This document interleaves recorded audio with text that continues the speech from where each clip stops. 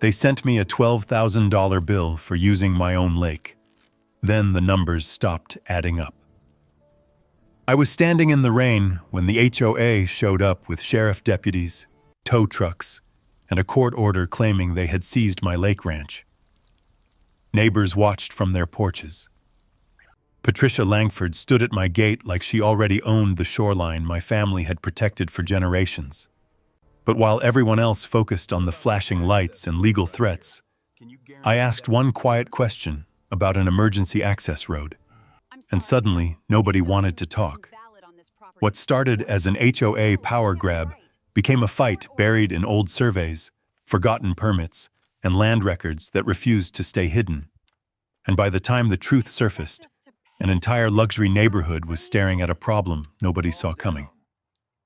If you enjoy stories about land, justice, HOA overreach, and ordinary people standing their ground with patience instead of panic, take a second to subscribe. You're going to want to stay until the end of this one. The first thing I saw was the tow truck. Not the flashing lights, not the sheriff SUVs, not even Patricia Langford standing in the middle of my driveway with a stack of papers in her hand. The tow truck. Because when somebody brings a tow truck to your property in the middle of a storm, they are not there to talk. They are there to take something. Rain hammered the hood of my pickup as I rolled to a stop outside the gate of Mercer Lake Ranch. Water ran in sheets down the windshield. Beyond the gate, red and blue lights reflected across the lake, turning the black water into a mess of broken colors. 3 sheriff vehicles, 2 tow trucks, half a dozen HOA board members, and Patricia Langford standing front and center like she was about to hold a press conference. I shut off the engine and sat there for a second. Not because I was scared, because I wanted to see how far she was willing to go. Apparently, the answer was very far. When I stepped out into the rain, every head turned toward me. Patricia smiled. That smile always bothered me. It never reached her eyes. "Mr. Mercer," she called loudly. She wanted the crowd to hear. Several porch lights had switched on across the lake. People stood under covered patios watching. A few held up phones. Recording. Exactly what Patricia wanted. An audience. I closed my truck door and walked toward the gate. The deputies watched me carefully. Not aggressively, uncomfortably. That was different.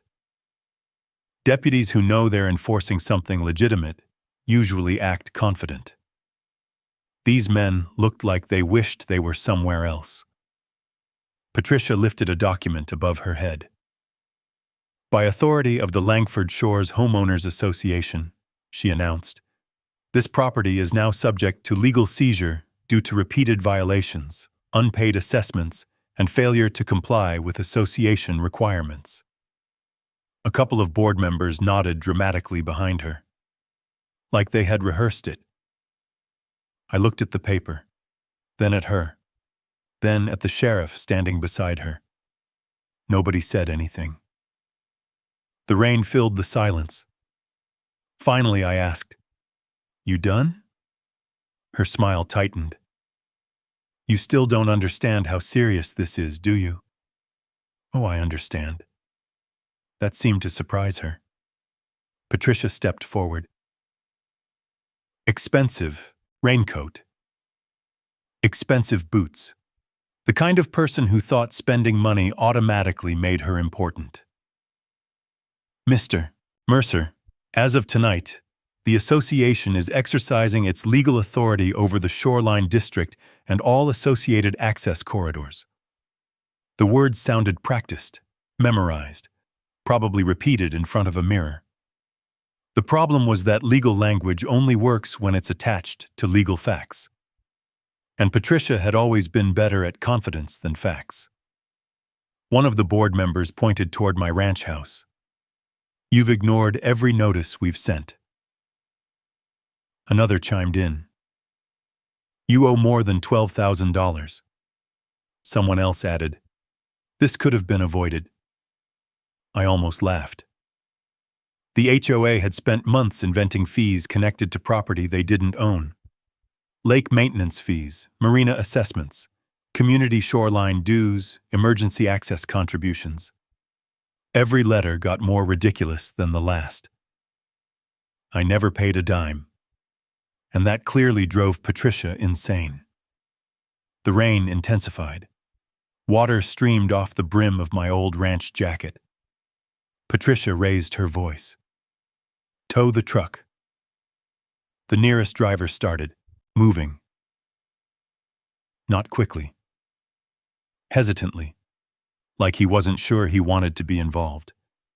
Good instinct. I glanced toward the deputies again. One avoided eye contact. The other stared at the ground. Interesting.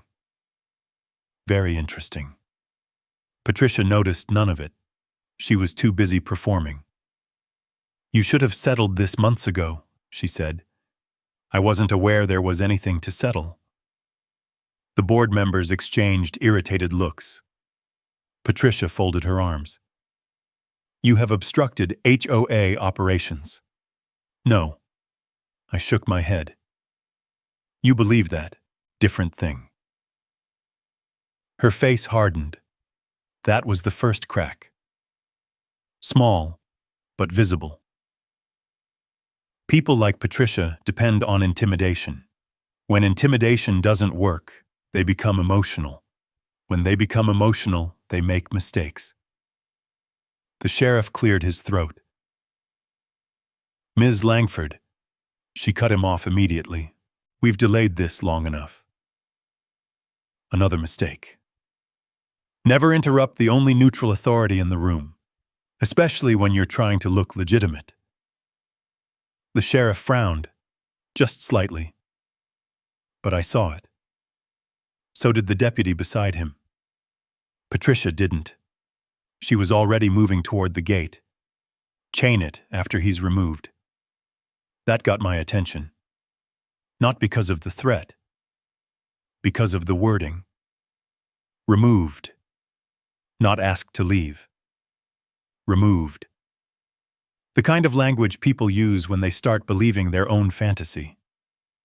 I looked past her, past the sheriff vehicles, past the tow trucks, toward a laminated county emergency map clipped to the side of one SUV, and then I asked a single question.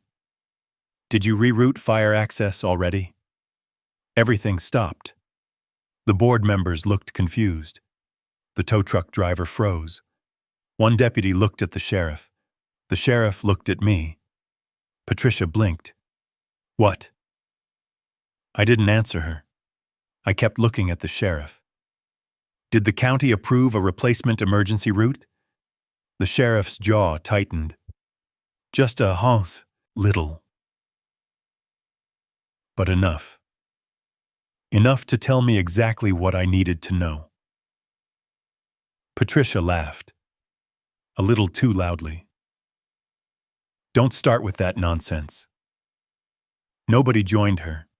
Not the deputies, not the sheriff, not even the board members. Rain drummed against metal and pavement. Somewhere across the lake, a screen door slammed. The sheriff finally spoke. "Mr. Mercer," then stopped. Patricia turned toward him. "What?" He didn't answer immediately. That silence was worth more than any speech. Because suddenly, Patricia looked uncertain. Not scared. Not yet. Just uncertain. For the first time all night, I slipped my hands into my pockets. Calm. Patient. Exactly the way my father taught me. Patricia pointed toward the ranch house. "The association owns this shoreline now." There it was again. Owns. That word. That very dangerous word. Most people don't understand the difference between managing something and owning it. Patricia clearly didn't either. I looked beyond her toward the dark lake, toward the marina lights glowing on the far side, toward the subdivision spread across land that hadn't existed on any map 20 years earlier. 62 homes, hundreds of people, millions of dollars, all connected by roads, drainage systems, utility lines, and one particular access route, my access route. A route Patricia clearly hadn't thought about nearly enough. I finally met her eyes. You may want to double-check who owns the emergency road before you lock that gate. No one spoke. Not immediately. Even the rain seemed quieter.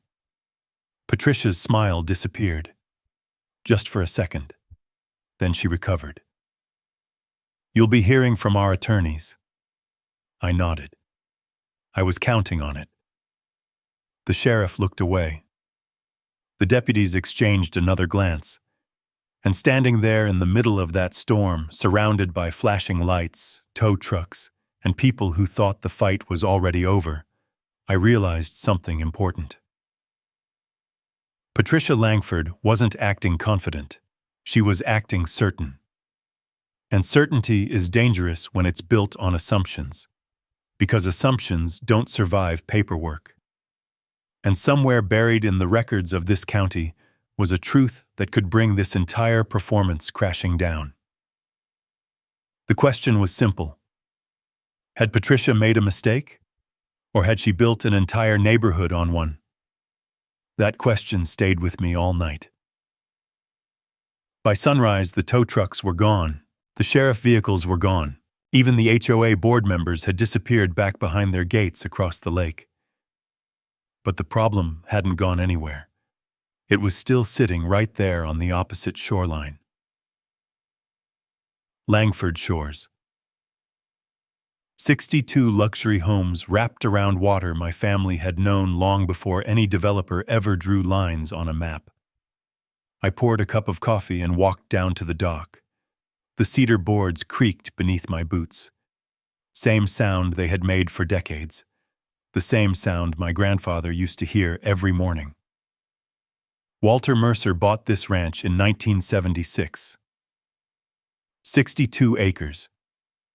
Lake frontage, a small dam, grazing land, and a network of ranch roads that crossed the property from one end to the other. Back then, nobody wanted this place. Too remote, too much snow in winter, too much mud in spring. But my grandfather saw something different. He saw permanence. That mattered to him, especially after Vietnam. He used to tell me that land was one of the few things people couldn't talk their way into owning. You either had the deed, you didn't. Simple. Years later, when my father inherited the ranch, he kept every document. Tax records, water permits, boundary surveys, dam inspections, everything. Those records lived inside a steel filing cabinet in the workshop. The same cabinet still sitting there today. At the time, I thought he was paranoid. Now I wasn't so sure. I sat at the end of the dock and stared across the lake. From here, I could see the rooftops of Langford Shores. Perfect landscaping, stone entrances, private marina, expensive homes lined up along the shoreline, a place built to look established. The strange part was that none of it existed 3 years earlier. Neither did Patricia Langford. The first time I met her, she was standing beside a construction trailer. White SUV, designer sunglasses, blueprints tucked under one arm. The kind of person who introduced herself before asking your name. Beautiful property, she told me. I remember nodding. Been in the family a while. She smiled. Not warmly, strategically. Things are changing around here. I looked past her toward the bulldozers tearing into the hillside. Looks that way. Then she said something I didn't think much about at the time. One sentence. One strange sentence. Eventually, this whole shoreline will belong to the community. I laughed, honestly laughed, because it sounded ridiculous. The shoreline was mine. The deed said so. County records said so. Property taxes said so. Nobody could simply decide otherwise. Apparently, Patricia disagreed. Construction moved fast after that. Roads appeared. Utility lines, streetlights, then homes. Within 18 months, Langford Shores looked like it had always been there. And with every new phase, Patricia became more visible, more powerful, more confident. Then the lake access problems started. At first, it was harmless. A couple of kayaks tied to my dock, a few residents wandering across my shoreline, people assuming they could fish wherever they wanted. Most apologized when I corrected them. Some even seemed embarrassed. But then things changed. Afternoon, I found a family having lunch beside my boathouse. They had coolers, fishing rods, beach chairs, the whole setup. When I explained they were on private property, the husband looked genuinely confused. The HOA newsletter said this area was shared access. Shared access. Those two words bothered me. A lot. Because they didn't come from nowhere. Somebody was telling residents things that weren't true. A few weeks later, I stopped by one of Langford Shores' open house events. Not officially. I just walked through, listened, observed.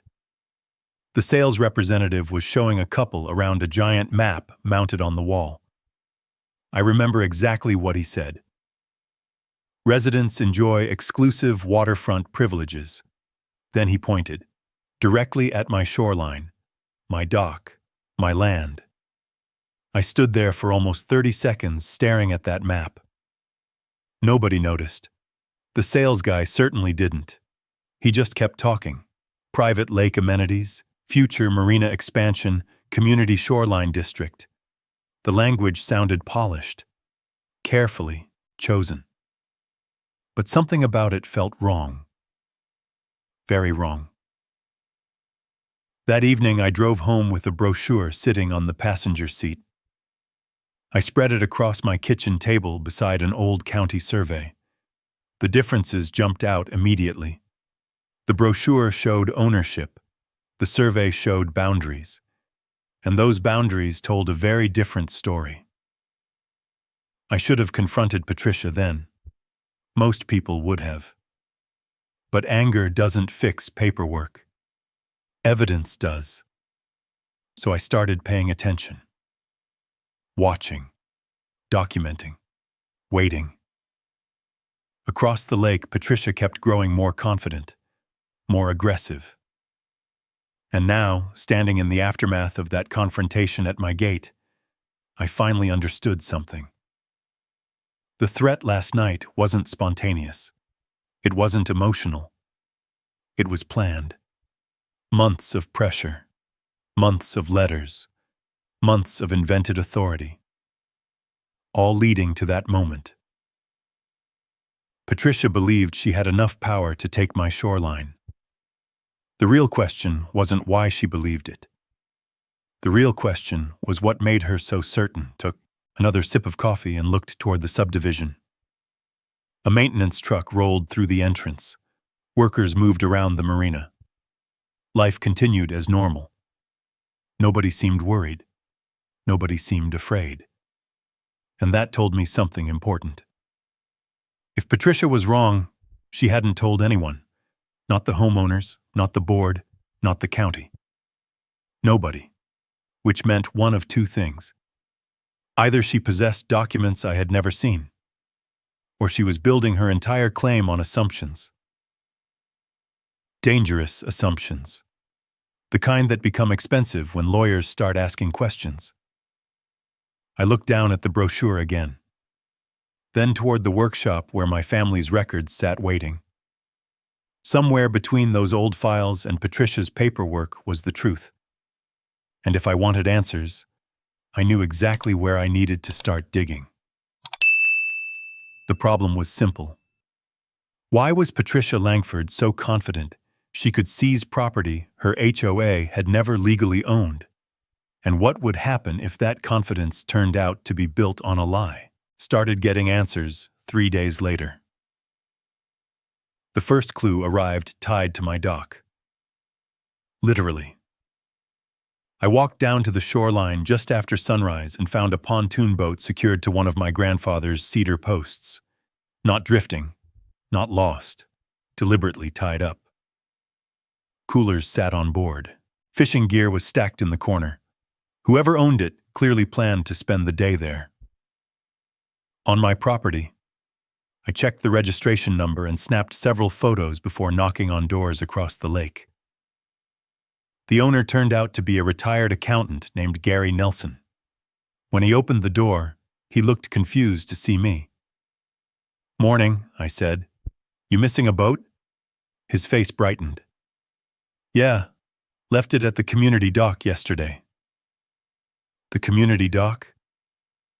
He nodded. "Near your shoreline." I let that hang in the air.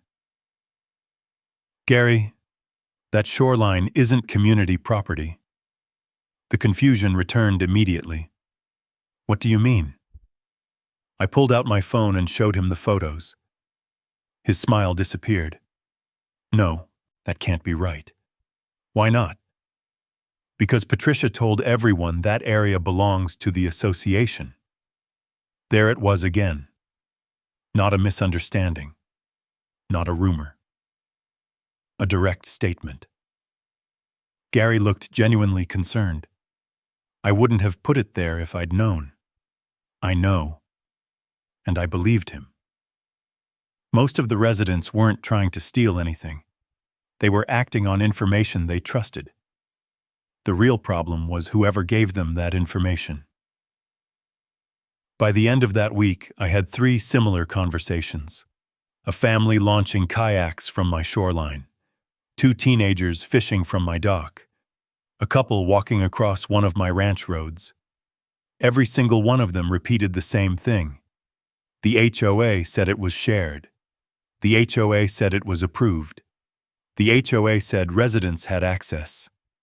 Each conversation added another piece to the puzzle. Patricia wasn't merely claiming authority, she was selling it. That became impossible to ignore after I attended another open house. This time I stayed longer.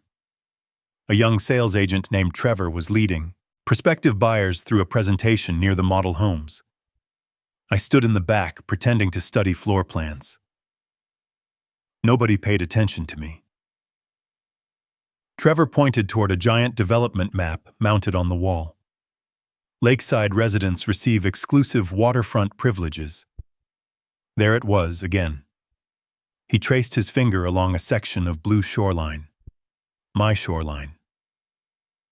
Future marina expansion will increase recreational access. A couple from Denver nodded approvingly. The husband asked the obvious question.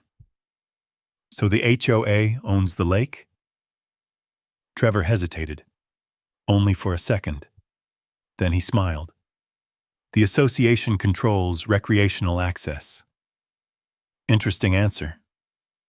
Not owns. Controls. Very different words. I grabbed one of the brochures on my way out. Back at the ranch, I spread it across the kitchen table. The more I studied it, the worse it looked. Large sections of Mercer Lake Ranch appeared inside shaded HOA zones. Community Waterfront District, Future Marina Corridor, Shoreline Recreation Area. Every label suggested authority, ownership, control, none of which existed on any deed I had ever seen. That same afternoon, another surprise showed up. An official-looking envelope. Certified mail. Langford Shores Homeowners Association. I already knew it wouldn't contain good news. Inside was a formal compliance warning. Failure to recognize HOA authority over designated shoreline facilities. Violation notice. Potential penalties. Additional assessments. The language became more aggressive with every page. By the end, they were threatening legal action. Again. I laughed. Not because it was funny, because it was absurd. The association was trying to fine me for refusing to recognize authority over property they didn't own. The logic was incredible. The scary part was how official it looked. A lot of people would have folded immediately. Patricia understood that. Paper intimidates people, especially when it arrives with legal language and deadlines. I set the notice aside and opened my laptop. Then I started building a file. Photos, letters, brochures, meeting notices. Every statement, every claim, every document. If Patricia wanted a paperwork fight, I intended to keep score. A few days later, I received another gift. Not from Patricia. From Ruth Bell. Ruth lived near the south end of the lake. 80 years old, sharp as a tack, the kind of neighbor who noticed everything.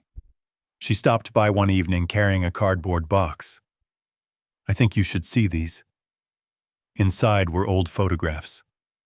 Construction photos. Road grading. Utility trenching. Early development work from years earlier. I spent nearly an hour going through them. Then one image caught my attention.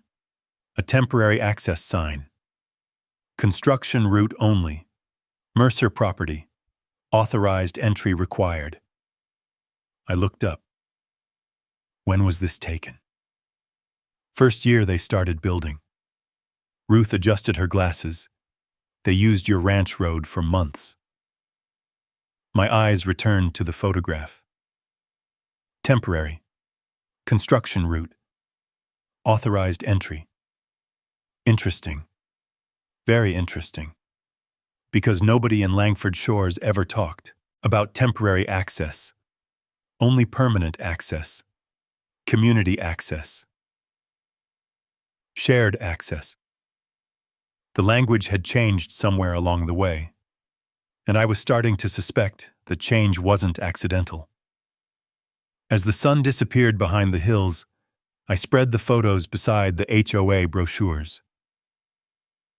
Two different stories, two different versions of reality.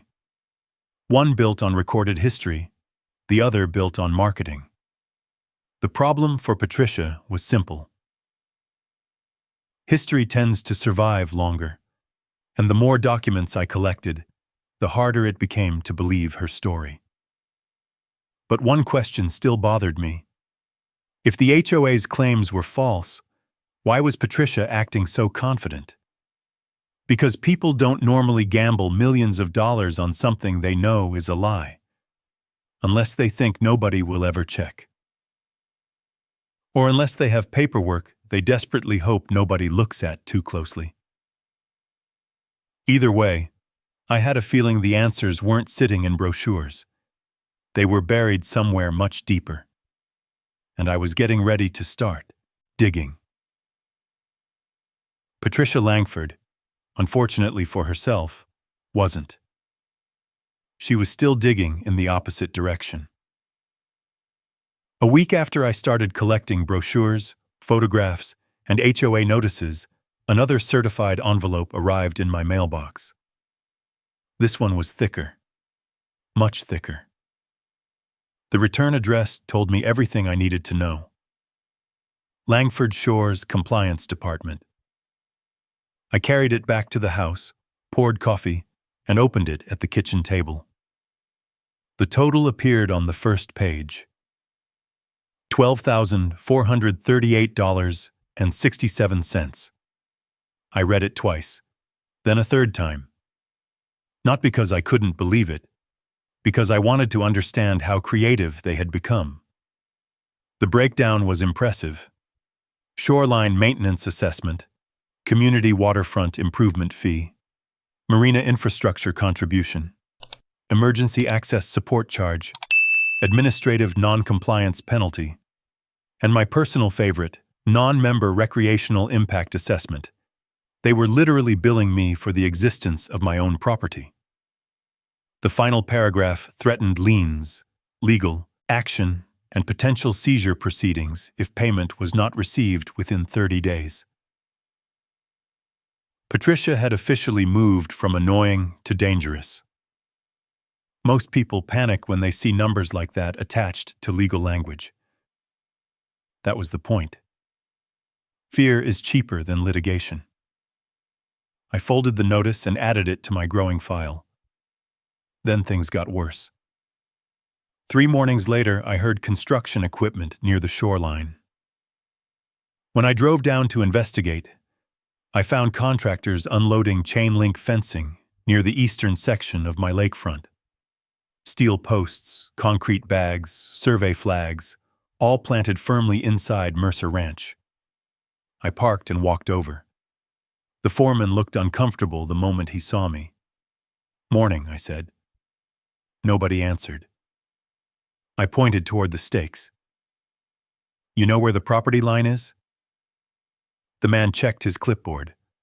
"We're following approved plans." "Approved by who?"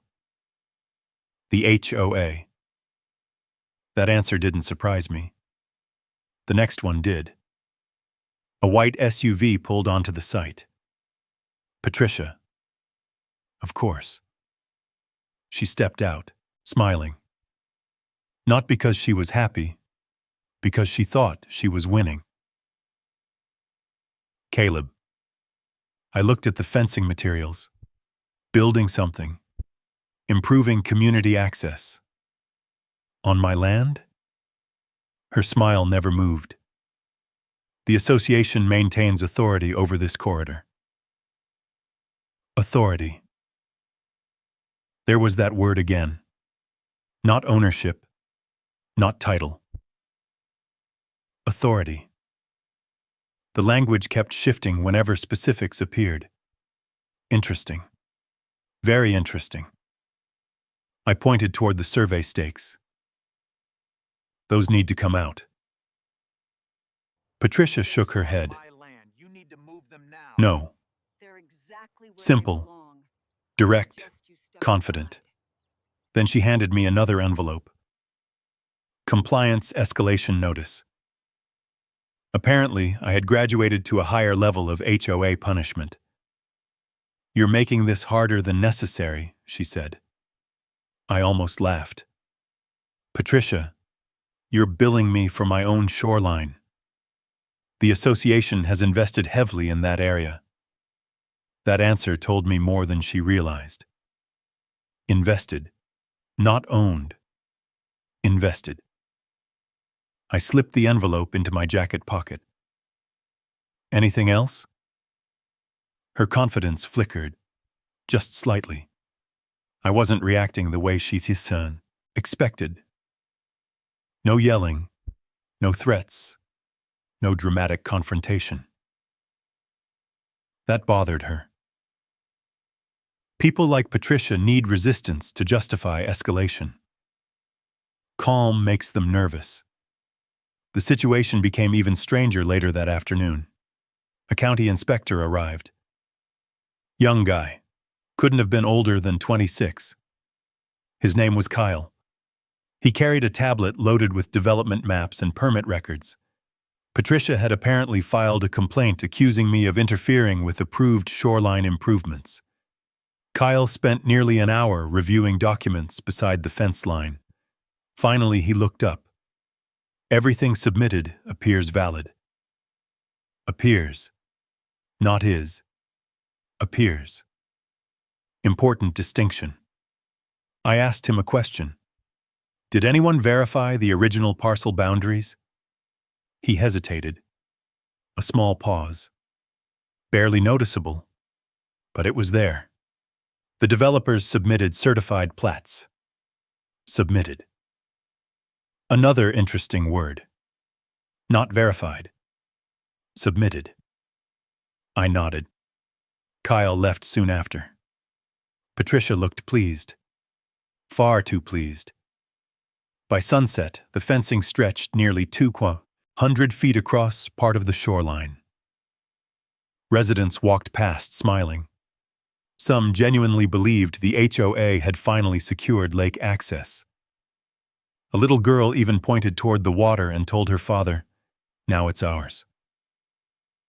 That bothered me more than Patricia's threats.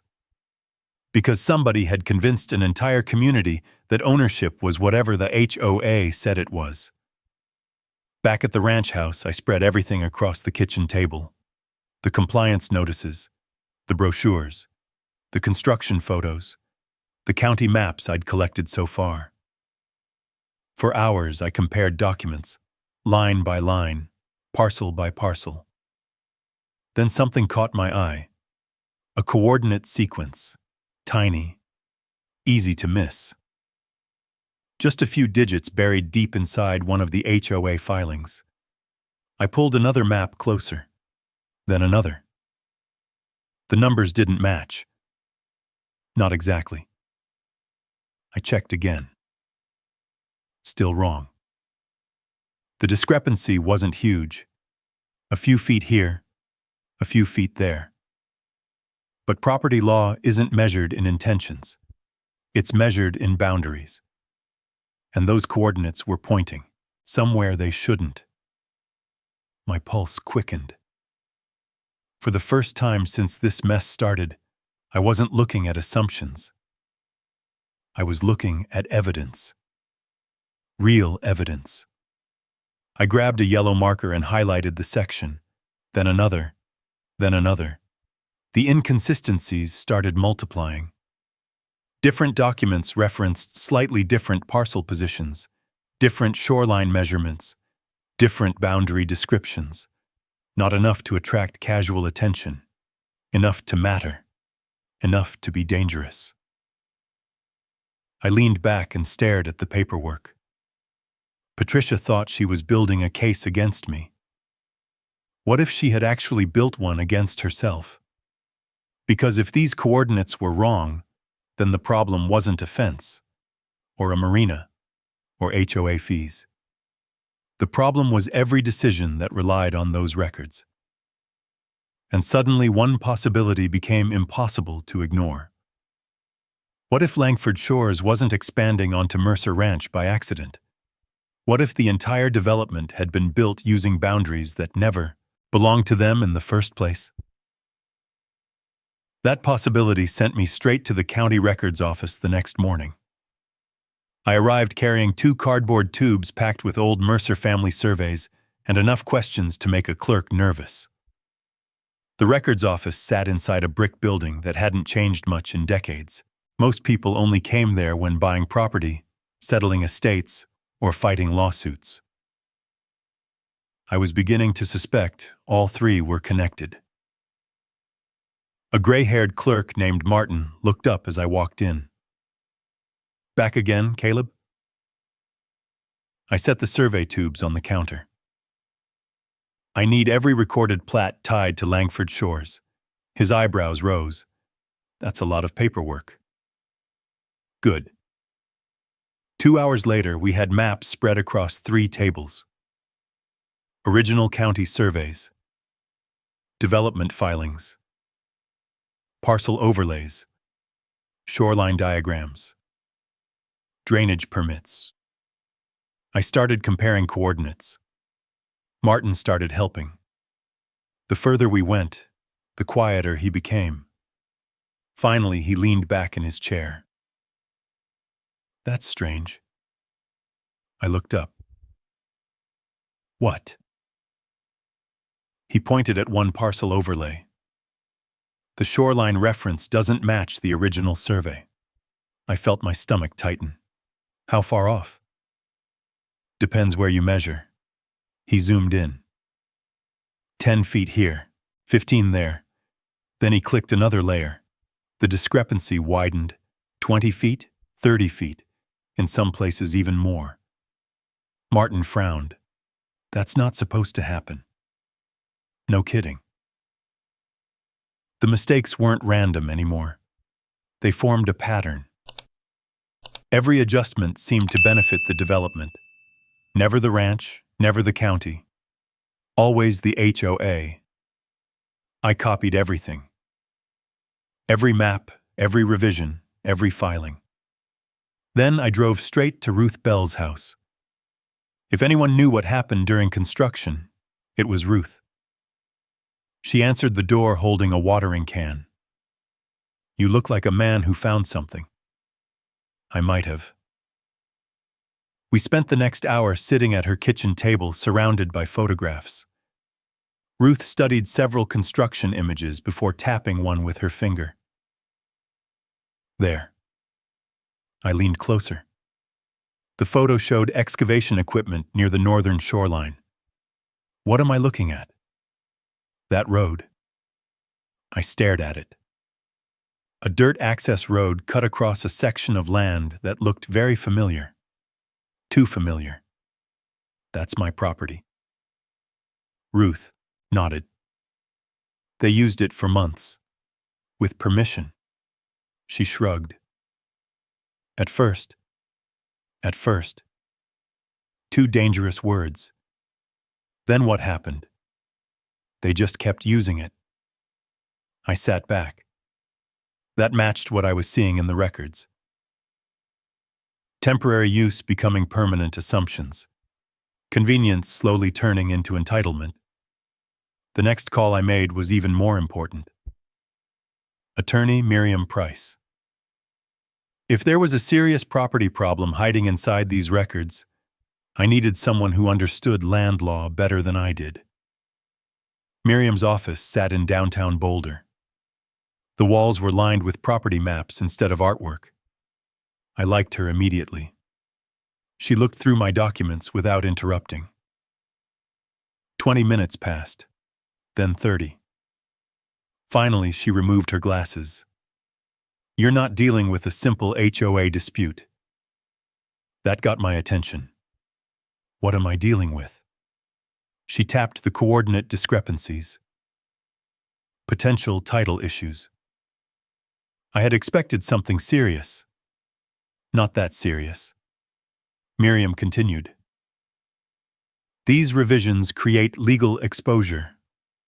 Meaning, if the wrong boundaries were used during planning, every decision based on those boundaries becomes vulnerable. I thought about the marina, the fencing, the shoreline claims, the HOA fees, every bit of it. How vulnerable? She gave me the answer lawyers save for uncomfortable moments, potentially very. For the first time, the scale of the problem became clear. This wasn't about $12,000. It wasn't about a fence, or a dock, or even the shoreline. This could affect infrastructure.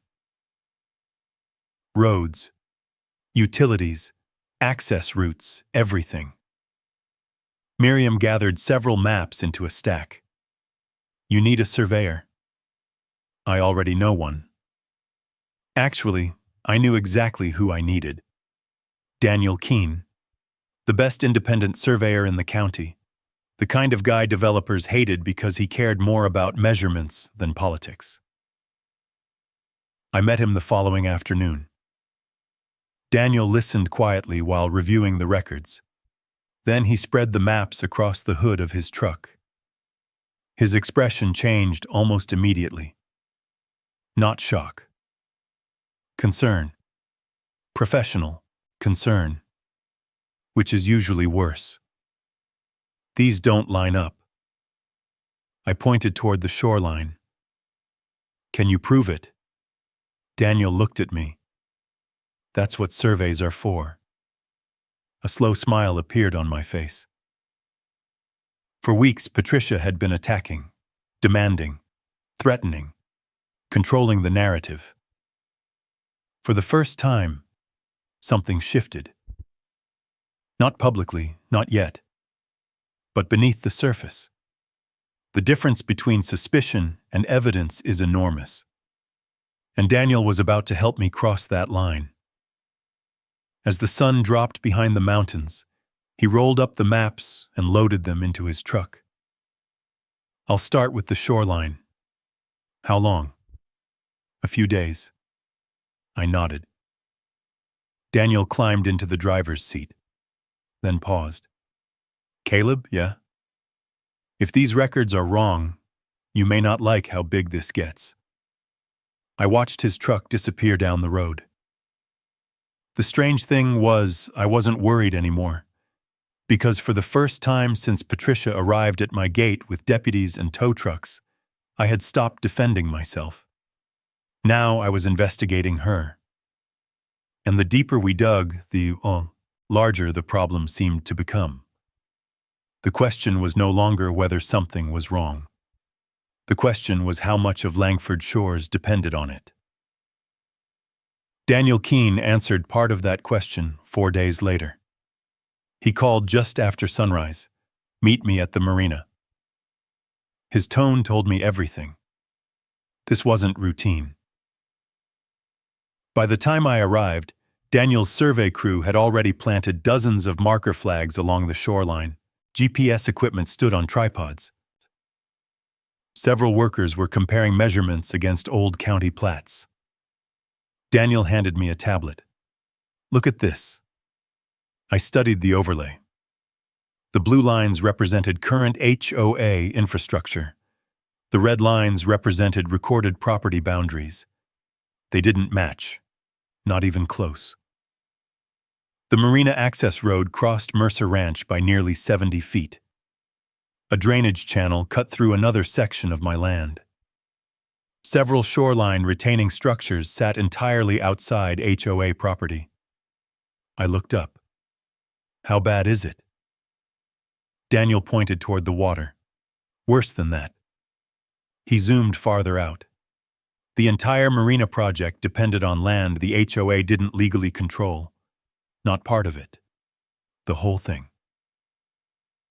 For a moment, neither of us spoke.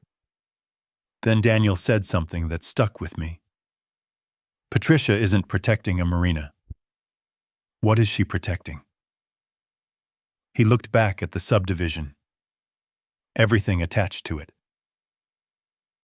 That answer started making sense later that afternoon, because Patricia suddenly became very busy.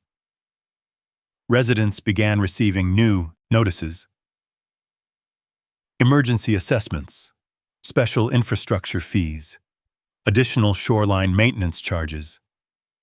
Every week brought another payment demand. The amounts kept increasing. $3,000,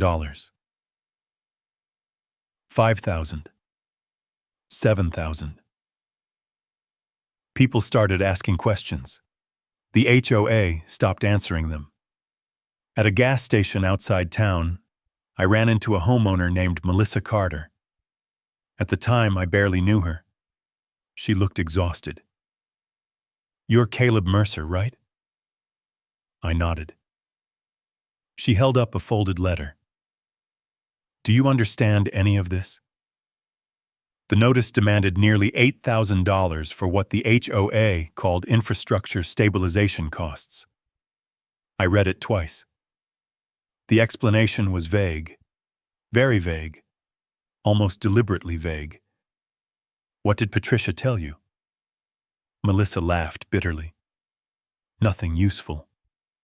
That's not an answer. Exactly. That was the first crack inside Langford Shores. Residents were beginning to notice that the HOA talked a lot but explained very little. Meanwhile, Daniel's investigation continued. Every new survey seemed to reveal another problem. Road easements, utility crossings, drainage routes. Nothing lined up the way it should.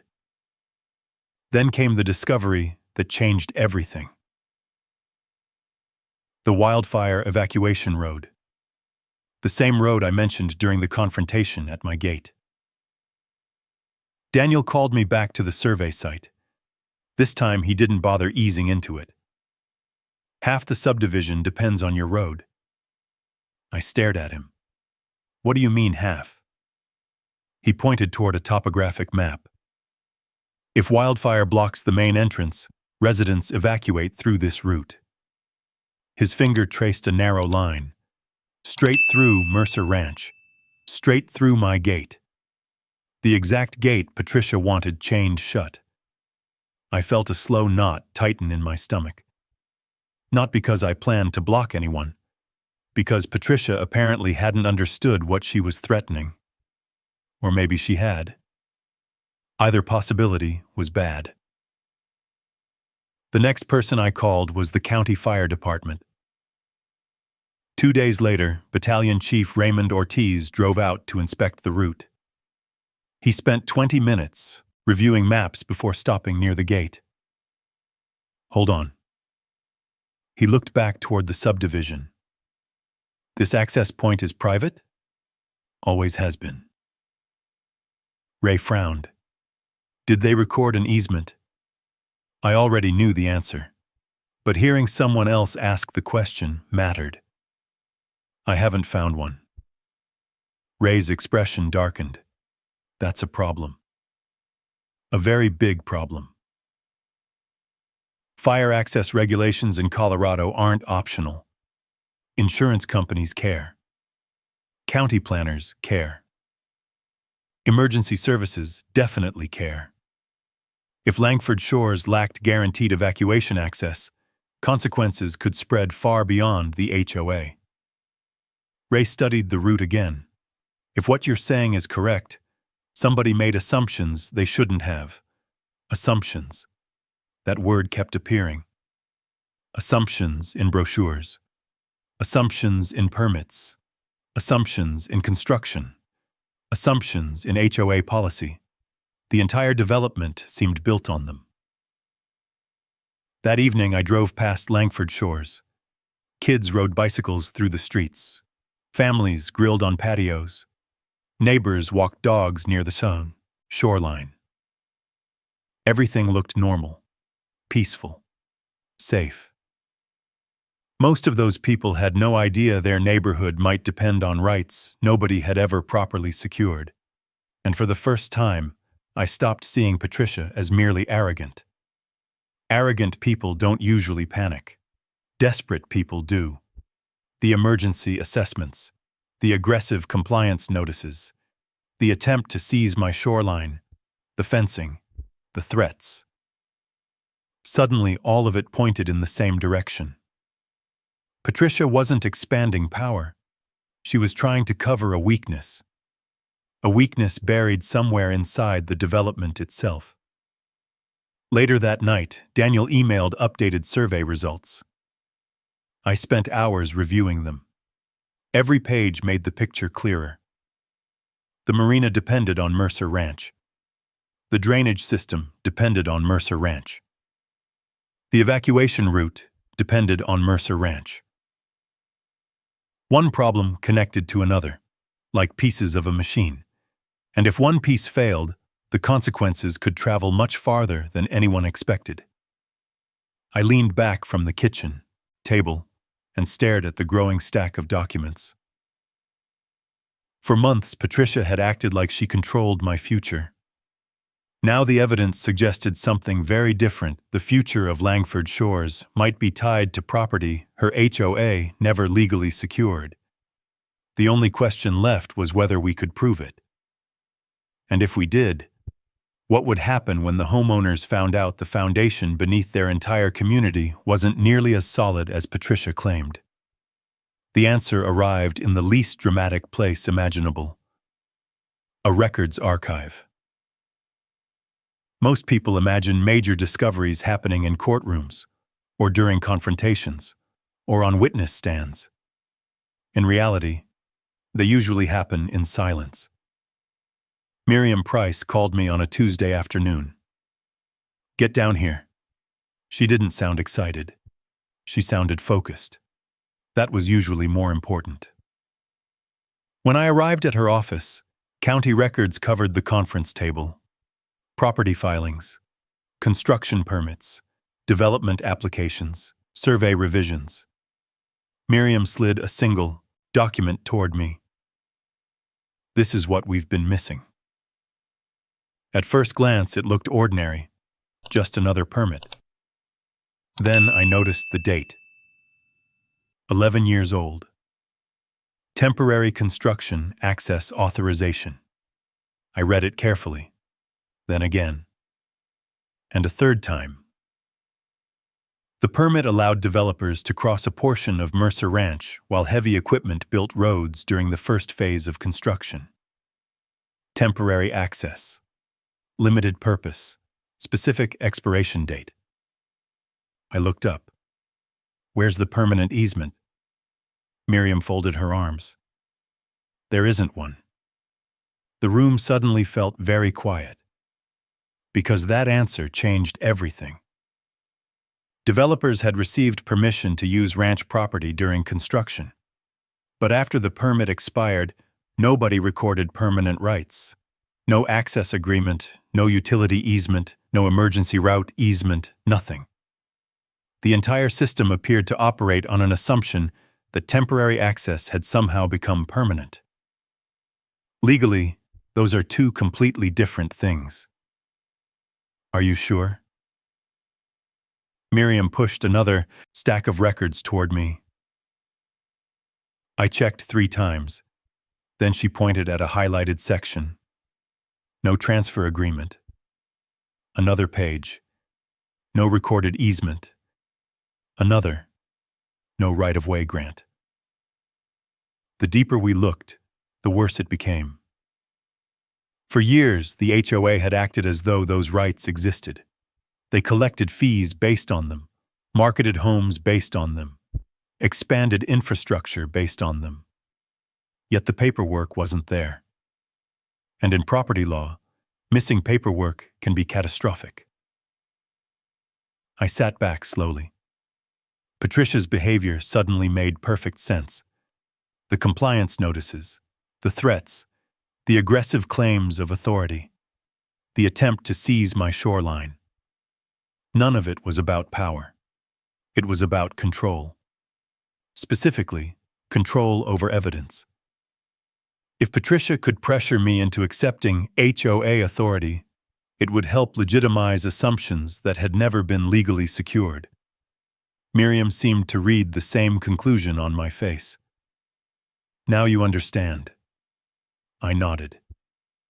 She's not protecting the HOA. She's protecting liability. Exactly. That distinction mattered. Because arrogance creates conflict. Liability creates panic.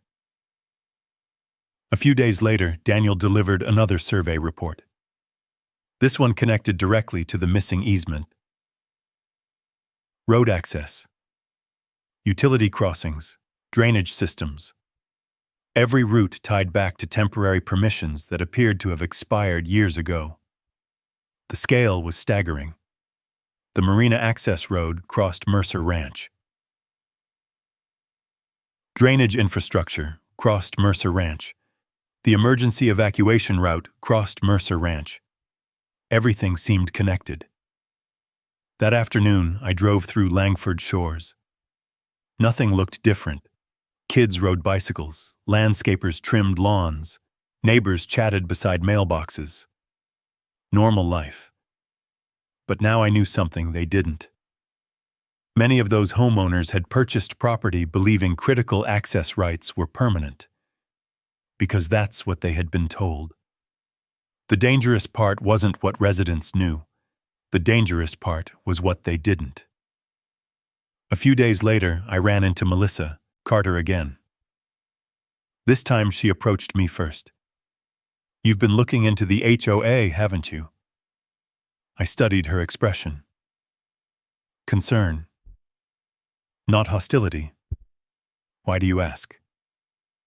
She held up another assessment notice. Nearly $10,000. Infrastructure compliance adjustment. Different wording. Same mystery. No one can explain where the money is going. I read the letter, then handed it back. Has Patricia answered any questions? Melissa laughed. A short, frustrated laugh. Every answer creates 3 more questions. That wasn't a good sign. Residents were beginning to notice contradictions, and once people start asking questions, they rarely stop, especially when thousands of dollars are involved. The following week, Patricia held an emergency HOA meeting. Attendance was reportedly the highest in community history. I didn't go. I didn't need to. Several residents told me what happened afterward. Patricia blamed changing county requirements, insurance reviews, infrastructure upgrades, legal compliance costs. The explanations sounded impressive, but nobody seemed satisfied, because she never addressed the actual issue. Why did every solution require more money? Why were assessments increasing so quickly? And why did the HOA suddenly seem desperate? That last question mattered most. Because desperation leaves fingerprints. The missing easement was one fingerprint. The emergency fees were another. The shoreline claims, the fencing, the legal threats, all connected, all pointing toward the same uncomfortable possibility. Langford Shores had been operating for years on rights nobody properly secured. That realization followed me home that evening. I sat at the kitchen table reviewing the permit again. Temporary. Not permanent. One word. One missing document. One gap in the chain. And that tiny gap had the potential to shake an entire subdivision. The strange thing was, I didn't feel victorious. Not yet. Because proving the problem existed was only half the battle.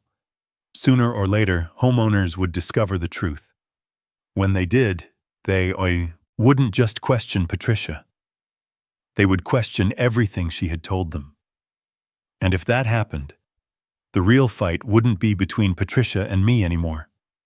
It would be between Patricia and the people who trusted her. That shift began faster than I expected.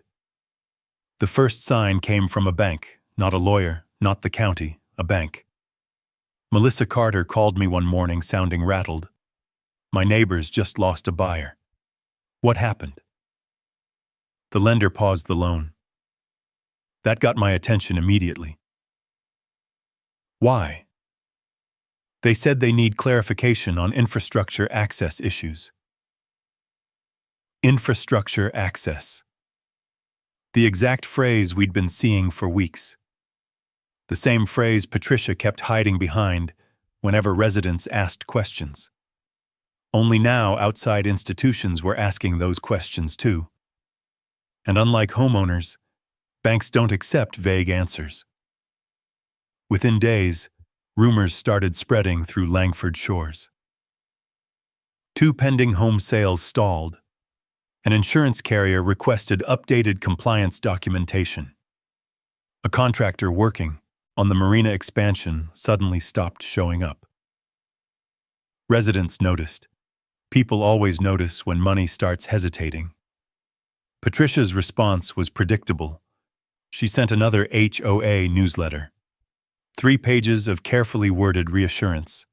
Temporary compliance review. Routine infrastructure updates, administrative adjustments. The document somehow used hundreds of words while saying almost nothing. Melissa forwarded me a copy. I read it once, then handed it to Miriam. She laughed. Not because it was funny, because it was desperate. She's buying time. How much? Miriam shook her head. Not enough. The next emergency HOA meeting was packed. I didn't attend. Again, I didn't need to. Residents told me everything afterward. Patricia stood at the front of the room promising stability. Promising solutions. Promising that everything remained under control. The problem was that homeowners had started comparing notes. One family had received a $4,000 assessment. Another received $7,500. Someone else received nearly $12,000. Nobody could explain why. The numbers seemed random, Fear rarely stays quiet for long, neither does confusion. A few days later, Melissa drove out to Mercer Ranch carrying a thick folder. She looked tired. Angry, too. "Can you look at something?" We sat at the kitchen table. Inside the folder were sales brochures, marketing packets, home buyer documents, promotional materials distributed by Langford Shores over the years. I flipped through them slowly, then stopped. One sentence jumped off the page. Guaranteed waterfront access. A second brochure contained another. Permanent emergency evacuation compliance. I looked up. Melissa was watching me. Our mortgage company received these. I nodded slowly. That was a problem. A very serious problem. Guarantees aren't casual marketing language. They create expectations, legal expectations, especially when people spend hundreds of thousands of dollars based on them. Melissa rubbed her forehead. If those statements aren't true, she didn't finish. She didn't need to. Implications were obvious. That night, I called Miriam. She reviewed the documents the following morning. Her expression darkened with every page. These shouldn't have been printed. Why? Because someone was making promises they may not have had authority to make. The pressure inside Langford Shores kept growing. More homeowners started asking questions. More lenders started asking questions. Even county officials began requesting updated documentation. And through all of it, Patricia kept doubling down. More notices, more assessments, more claims of authority. The strange thing about panic is that it often makes people louder, not smarter. One evening, I drove past the subdivision and saw residents gathered outside the clubhouse long after sunset, small groups, serious conversations. Nobody looked relaxed. The atmosphere felt completely different from a month earlier. Back then, people trusted the HOA.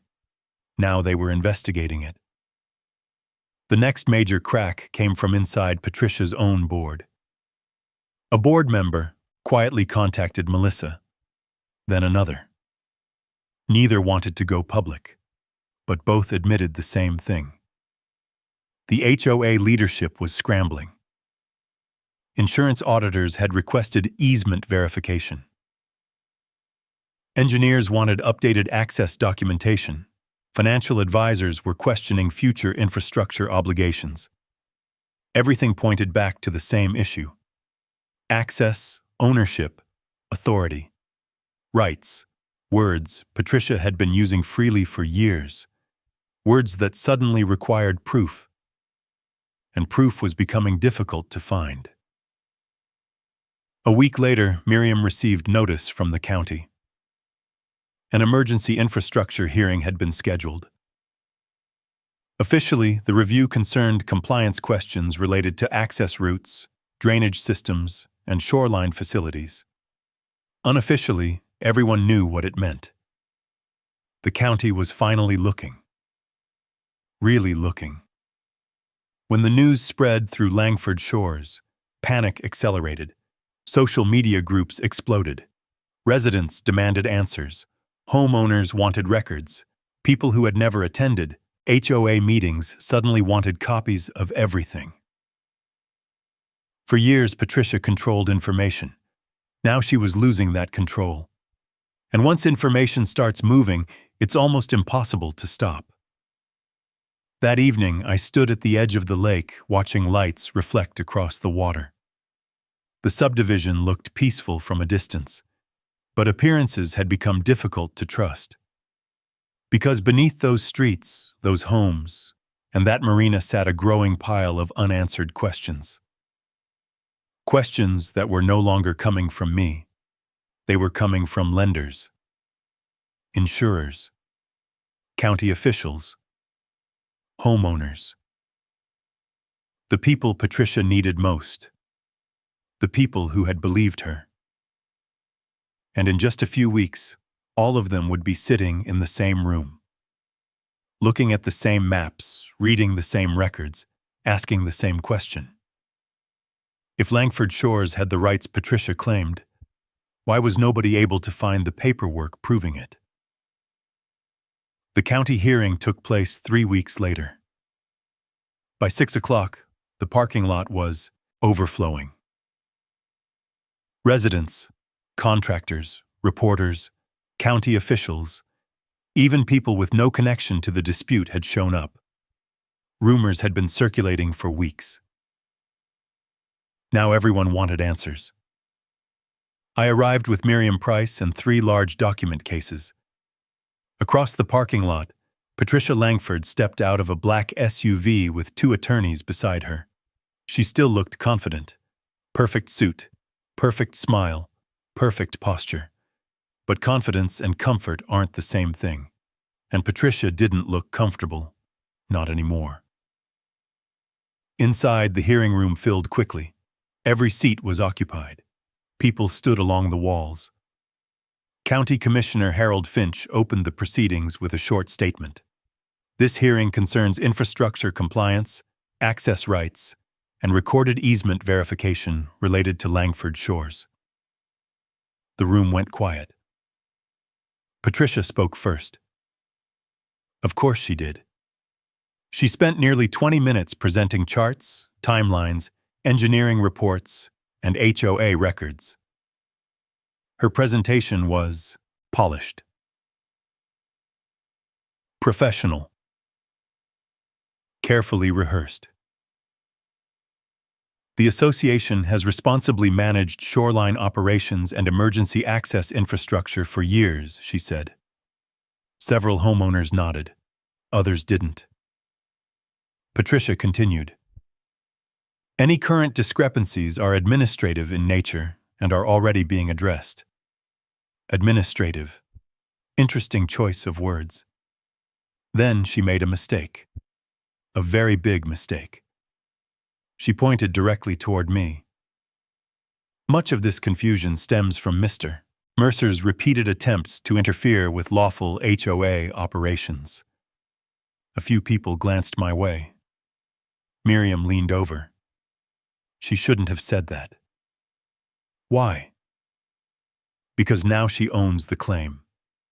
Meaning Patricia had publicly stated something she would need to prove, and proof was exactly what she didn't have.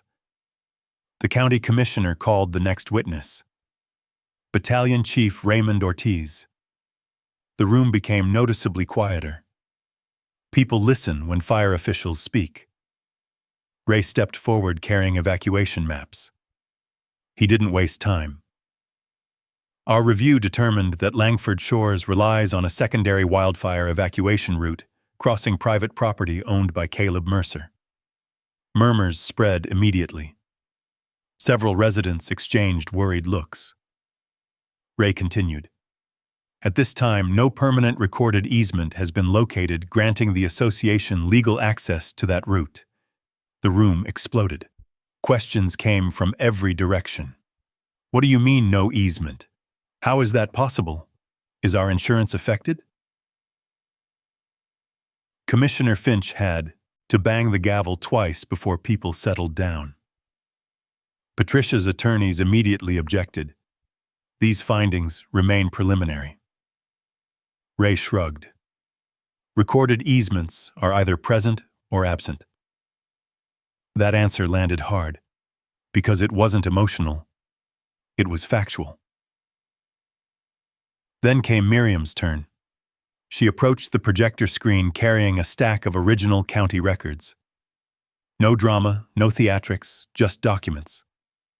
The first slide showed the original Mercer Ranch survey.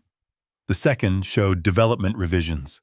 The third showed Daniel Keene's updated overlay. Gasps spread through the room. The differences were impossible to ignore. Road crossings, drainage systems, marina infrastructure, all extending onto Mercer Ranch. Daniel stepped forward next. He explained the survey findings calmly, methodically. Every measurement, every marker, every boundary, everything supported by recorded data. Nobody interrupted, because there wasn't much to argue with. Coordinates don't care about opinions. Then Miriam displayed the document that changed the room. The temporary construction permit. 11 years old. Highlighted expiration date, clearly visible. She zoomed in. Then she asked a simple question. Can the association produce a permanent easement replacing this authorization? Silence. Patricia S. attorneys shuffled papers. No answer.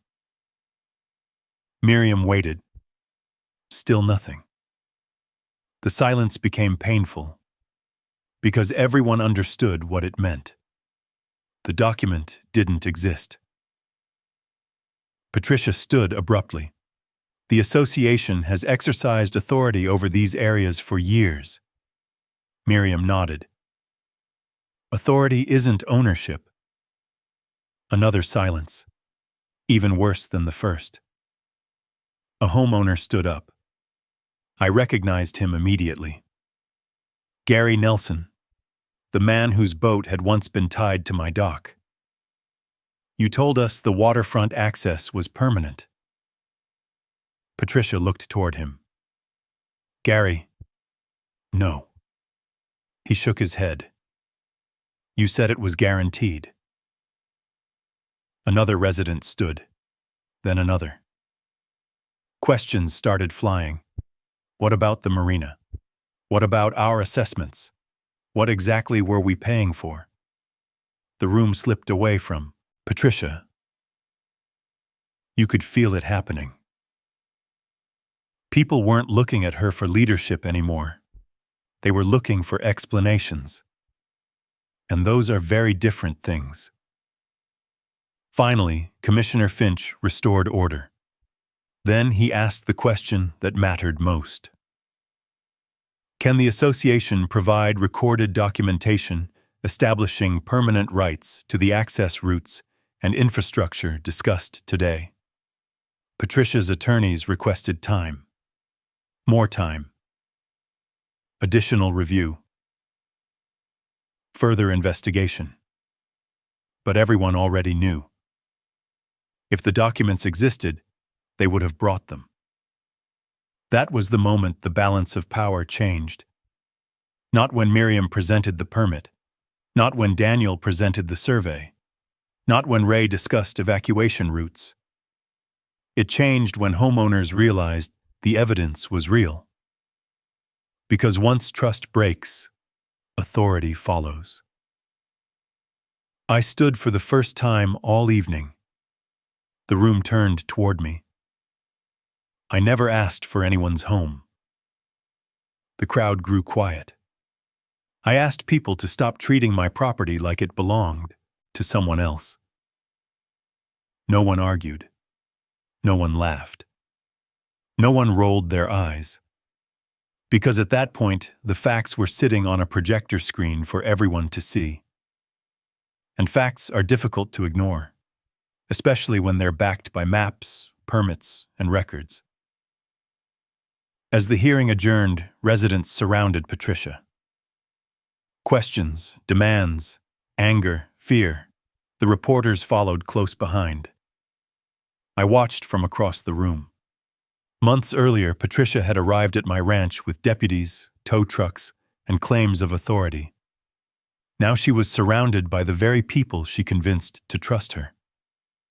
And for the first time since this entire conflict began, Patricia Langford looked exactly what she was. Not powerful, not confident, exposed. The only thing left was finding out how much damage the truth would leave behind. The answer came quickly. Within 48 hours of the county hearing, everything Patricia had spent years building started coming apart. 2 mortgage lenders suspended pending home sales inside Langford, Shores. An insurance carrier issued a formal request for emergency compliance verification. The marina contractor stopped work entirely, and homeowners demanded access to financial records. For the first time, Patricia wasn't controlling the conversation. She was chasing it. The HOA sent out another newsletter 3 days later. Temporary misunderstanding, administrative review, infrastructure clarification process. Different words. Same strategy. The problem was that nobody believed her anymore. Once trust breaks, official statements lose their power. Residents started organizing independently. Melissa Carter became one of the loudest voices. Not because she enjoyed conflict, because she wanted answers. People had invested life savings into those homes. They deserved the truth. A week later, county investigators began reviewing Langford Shore's records in detail. Not just easements, everything. Assessment approvals, infrastructure expenditures, project filings, meeting minutes. The review uncovered exactly what Miriam expected. Several fee increases had been justified using infrastructure obligations tied directly to access rights the HOA could not properly verify. That didn't automatically mean fraud, but it raised questions. Lots of questions. Questions attorneys love asking. Patricia resigned before Christmas. The announcement arrived by email. No explanation, no apology, no farewell speech. Just a short statement saying she was stepping down effective immediately. The reaction inside the subdivision was surprisingly quiet. Most residents seemed relieved. A few were angry. Almost nobody defended her. The county eventually placed the HOA under temporary administrative oversight, while legal teams worked through the access issues. That process took months. Survey updates, engineering reviews, recorded easements, boundary confirmations. It wasn't dramatic. Most legal solutions aren't. But it mattered. Because unlike Patricia's shortcuts, this paperwork would actually hold up. Several residents worried the neighborhood might collapse entirely. It didn't. The courts made an important distinction. The homeowners weren't responsible for creating the problem. Most bought their homes believing the documents had already been verified. Punishing them wouldn't solve anything. Miriam pushed hard for that outcome. So did I. Contrary to what some people believed, I never wanted to destroy Langford Shores. I wanted the truth recognized. There is a difference. Eventually, negotiations began. Real negotiations, not threats, not demands, agreements. The emergency evacuation route received a properly recorded easement. The utility crossings received proper documentation. Drainage access was formally established. Every route was surveyed, reviewed, and recorded the way it should have been from the beginning. The marina required modifications. Several shoreline structures had to be relocated. The illegal fence came down completely. Watching workers remove those posts felt strangely satisfying. Not because I won. Because facts finally mattered, again. Months passed. The noise faded. The lawsuits slowed. The meetings became less frequent. And little by little, life returned to normal. One morning in early spring, I walked down to the dock carrying a toolbox. Winter ice had finally cleared from the lake. The cedar boards needed repairs. Some things never change. I was replacing a plank when I heard footsteps behind me. A young boy stood there holding a fishing rod. Maybe 8 years old? Maybe 9. Behind him stood Melissa Carter, holding 2 cups of coffee. The boy shifted nervously. "Mom says this is your dock." "That's right."